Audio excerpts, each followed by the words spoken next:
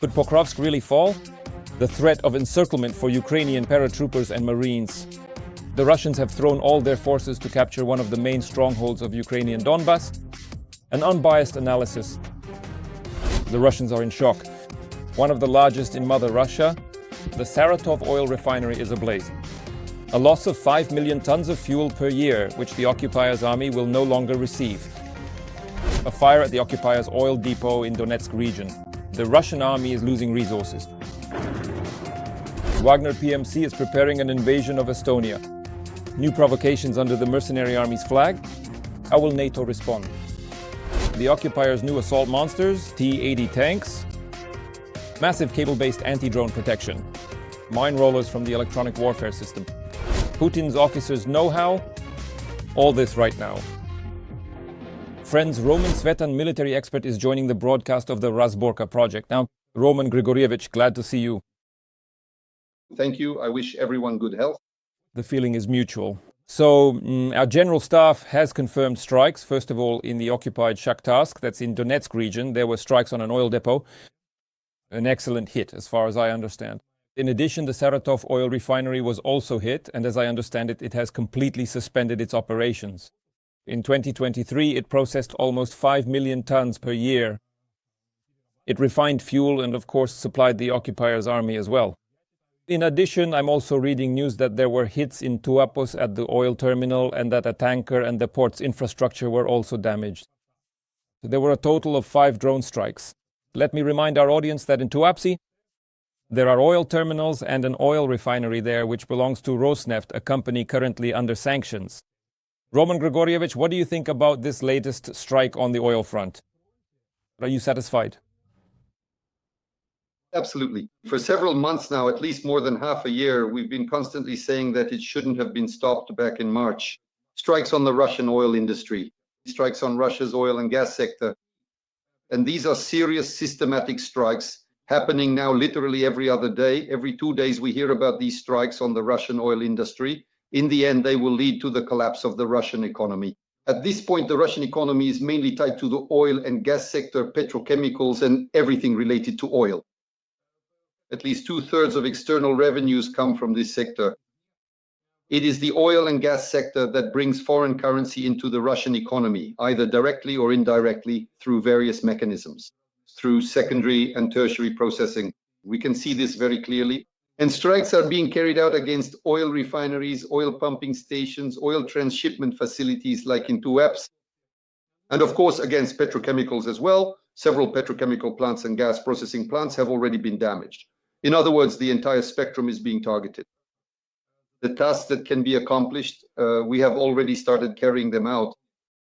There were strikes on the Saratov plant. This plant is among the top 10 most significant ones.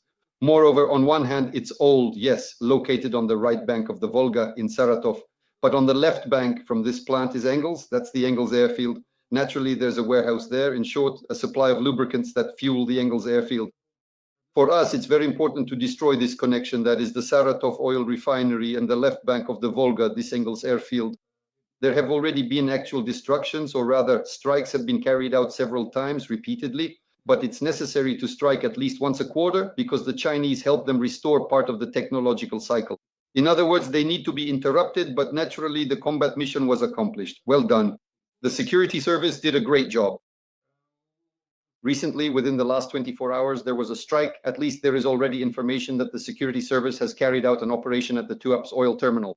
You're right, it's not actually the Tuapse oil refinery in that location. They specifically have their own dock where they load fuel and refined oil. By the way, several tankers were being loaded there under the flags of different countries, but all of them belong to the so-called Grey Fleet. This fleet handles the transshipment of both light petroleum products and crude oil. So naturally, carrying out this kind of operation brings us significant profit since it directly disrupts the flow of petrodollars. In other words, foreign currency is flowing directly into the Russian economy from outside after the shipment has taken place. It's a well-planned operation. After all, it's several hundred kilometers to Tuapse.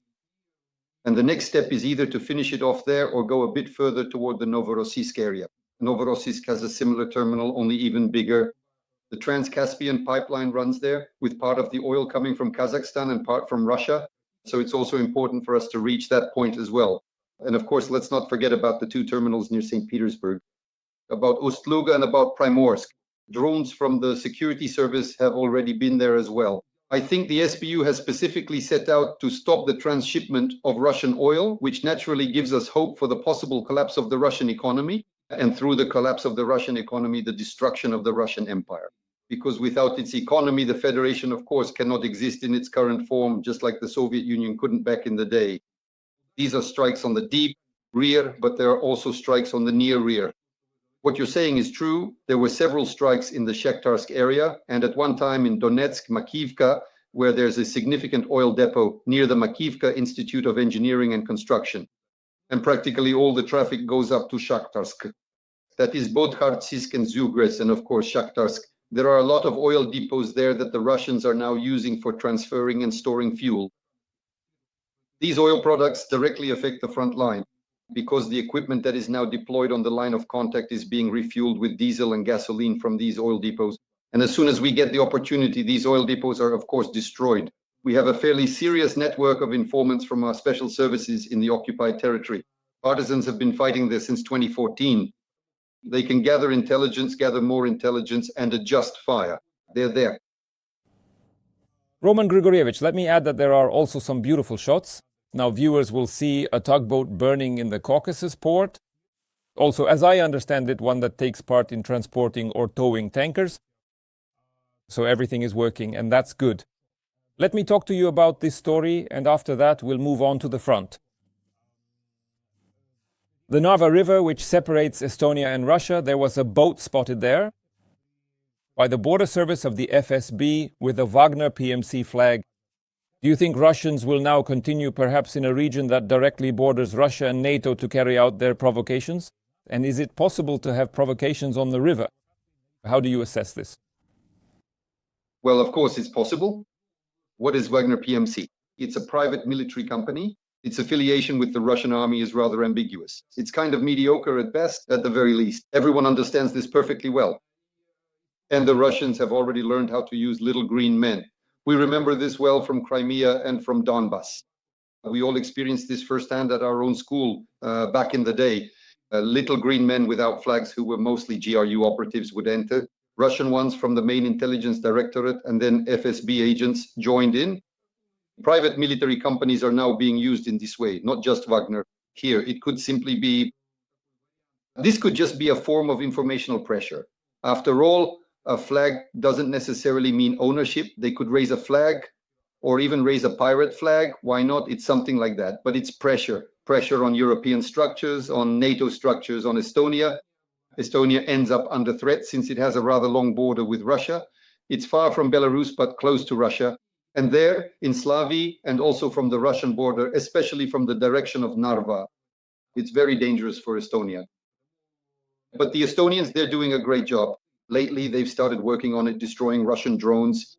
As soon as they listened to us, meaning the Poles, they saw what the Poles did with drones and took them out.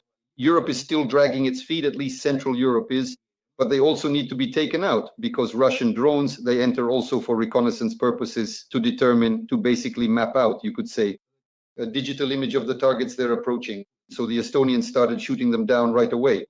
Very correct, very competent. Most likely the same fate awaits now as well.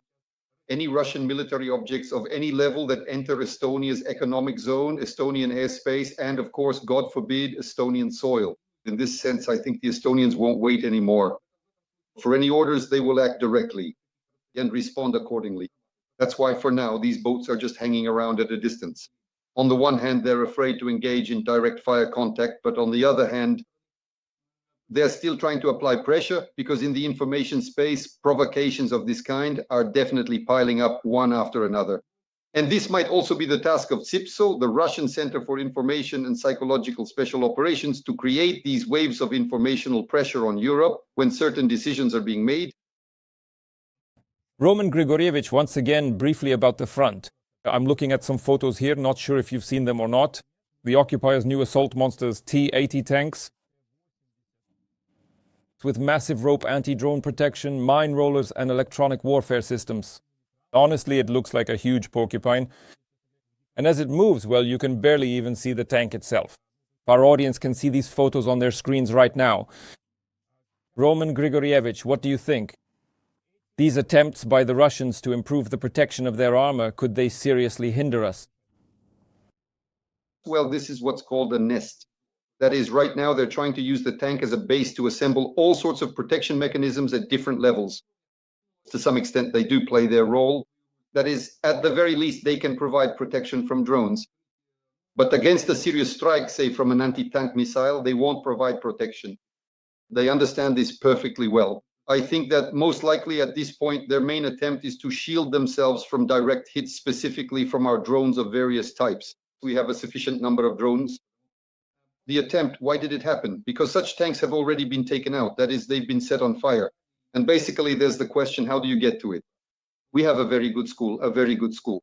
We have excellent drone pilots trained at various bases, at the base of the Unmanned Systems Forces, the Security Service, the Main Intelligence Directorate, and Special Operations Forces. We have all these bases. There are competent instructors there who can teach even the wildest porcupines to hide, at least. By the way, right now, Madhyar Brody, the commander of the Unmanned Systems Forces, has announced the recruitment of 15,000 drone pilot vacancies. So if anyone is interested, at the very least, reach out to the Unmanned Systems Forces. These 15,000 spots will fill up quickly. In fact, the best option right now, including for our law enforcement officers who want to get involved, at least in defending our country in this way, to find themselves on the line of combat contact, on the front line by taking to the skies. As a pilot, I can say this. I used to train cadets. I was a flight instructor, so I have a general understanding of these kinds of operations. This is a very good topic, very promising, including for future law enforcement activities. So it would be possible to invite them. In other words, Brody will need to somehow pass this on, to invite law enforcement officers to take on these kinds of tasks. That's why we have mechanisms for destroying these nests, at the very least. And we have to understand that, after all, the Russians currently don't have that many tank dangerous directions where they could use tanks in sufficient numbers. Well, they understand this perfectly well. And that's why I think in the information space, this is one of the mechanisms, attempts at least by the Russians to cover up their boxes. Well, an unsuccessful attempt right away. Roman Grigorievich, the Russians have started mobilization. Right now, men aged 18 to 55 are on the temporarily occupied territories.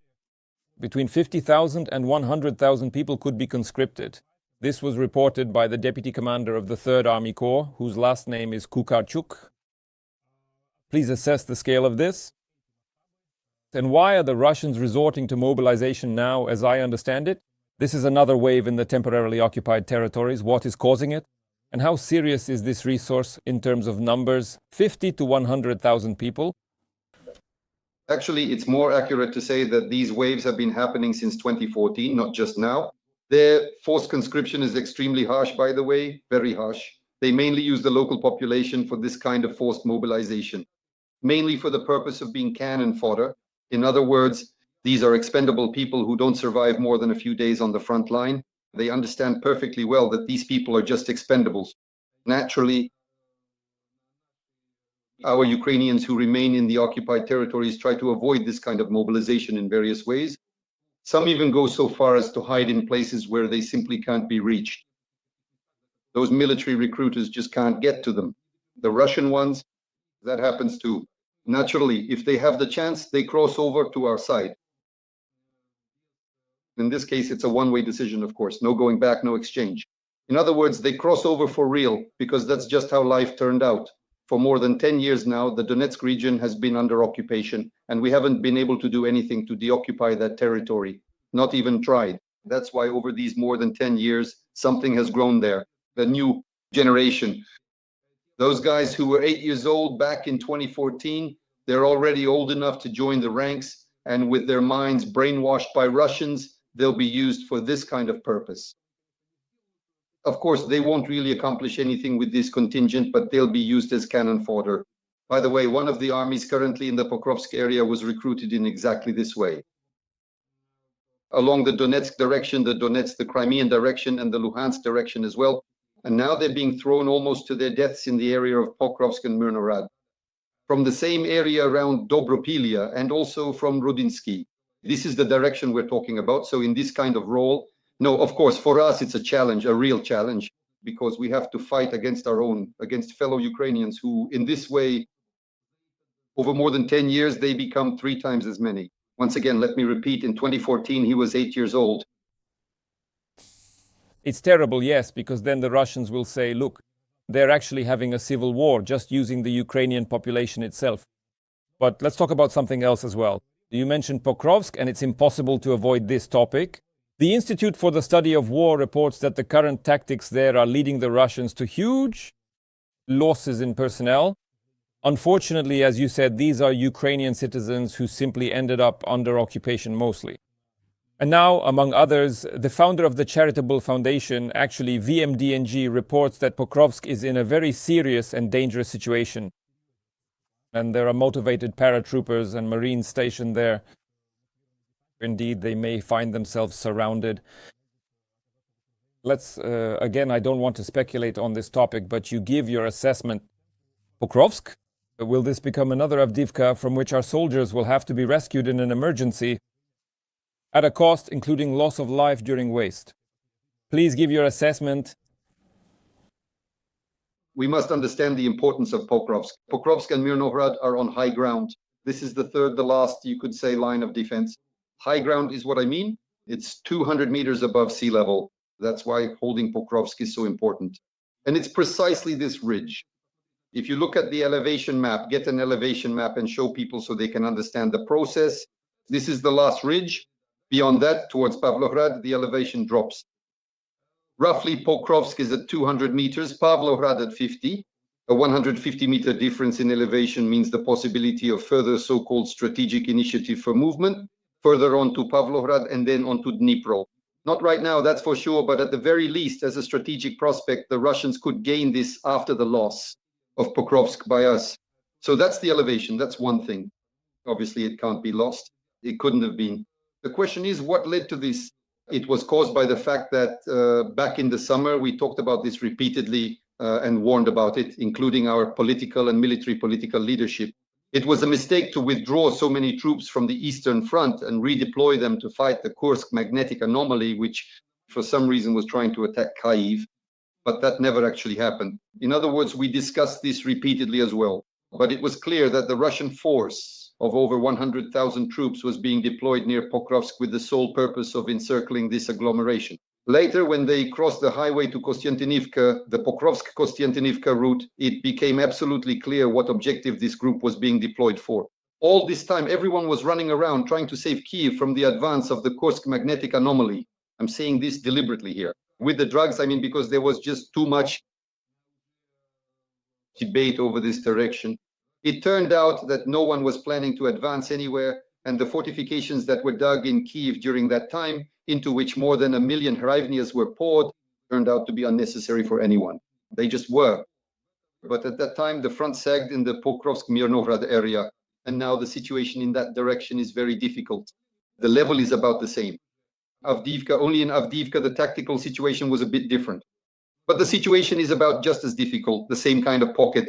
And by and large now, our military and political leadership, based on the available reserves, needs to make a decision, either to conduct a military operation to break the blockade, especially the northern ones are trying to cut off the northern pincer, not the Russians who are trying as well. It's a difficult situation.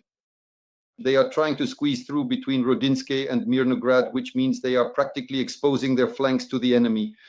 And if there are reserves, then naturally you need to cut off this pincer, not try to restore the status quo. If there are no reserves, you need to withdraw. Guys, that's enough. In fact, a controlled withdrawal sometimes results in much heavier losses for us than an offensive operation, because it's actually easier to carry out an offensive than a withdrawal, especially from the position we currently find ourselves in.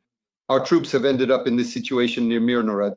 In the near future, this will become clear, literally within a 10-day period, that is a week or a week and a half, and it will be clear what decision our general staff has made. The main thing is that they make a decision, because so far we haven't seen one. That's from this point of view. So if you look at it from above, from the side, like pilots do, it looks like a technical surrender of Donbass, no matter how anyone reacts to this. Because right now, at this moment, what are we going to call for? To save our guys who, for example, are trapped in the pocket in Mirnohrad. So this situation where we ourselves will be proposing the withdrawal of our troops from Pokrovsk. It was the military and political leadership that brought the situation to this point, where we ourselves are now starting to propose surrendering Donbas. Well, technically, that's how it turns out.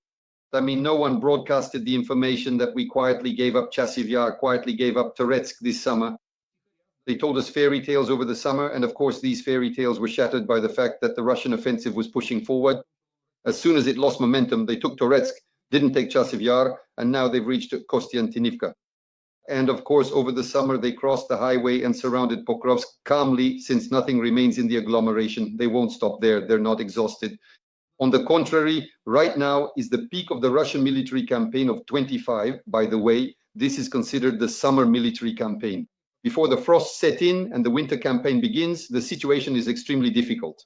But it was brought about by the miscalculations of our military and political leadership, strategic miscalculations. In other words, there are problems with the strategy, unless, of course, this is not Article 111 of state treason, but I'm not an investigator, so that's for the prosecutors to figure out. The situation is now extremely difficult in the Pokrovsk-Mirnograd area. Within the next week or week and a half, we will see how this situation unfolds. Understood. Roman Grigorievich, Britain is supplying us with Storm Shadow missiles, another batch of additional missiles.